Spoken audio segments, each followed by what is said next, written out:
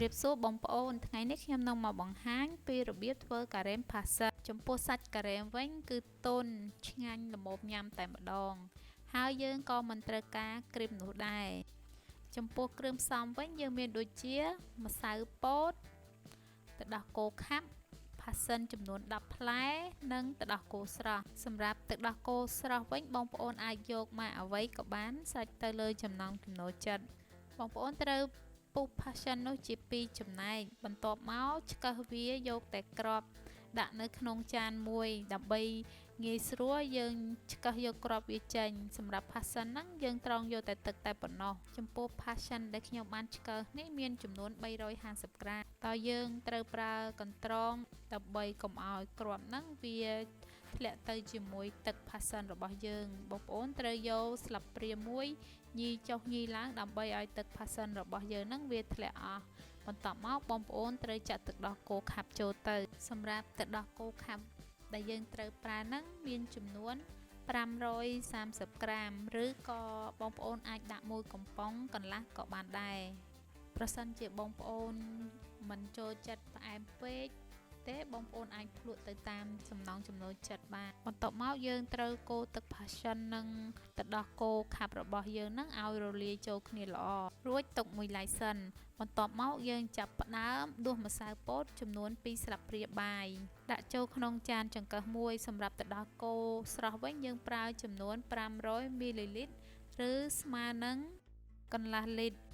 យើងយកទឹកដោះគោបន្តិចចាក់លាយជាមួយម្សៅរួចកូរឲ្យវារលាយសព្វចូលគ្នា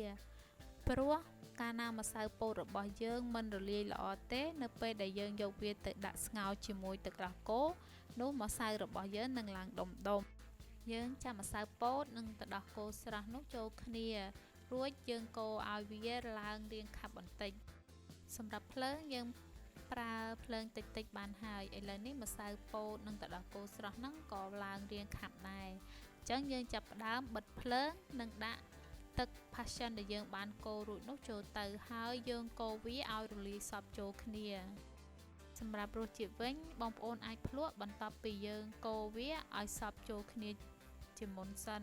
បងប្អូនក៏អាចថែមថយរសជាតិនៅពេលហ្នឹងបានដែរប្រសិនជាបងប្អូនគិតថាវាមិនទាន់ជូរឬក៏ផ្អែមពេកបងប្អូនអាចបន្ថយនៅពេលនេះបាន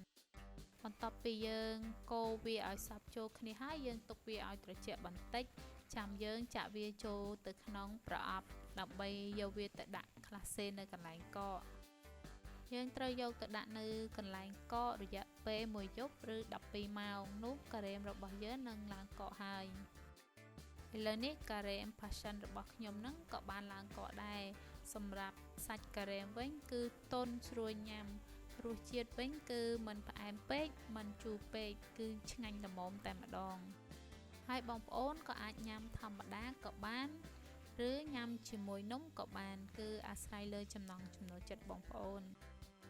ឥឡូវនេះការ៉េម passion របស់ខ្ញុំក៏បានបង្ហាញរួចរាល់ដែរ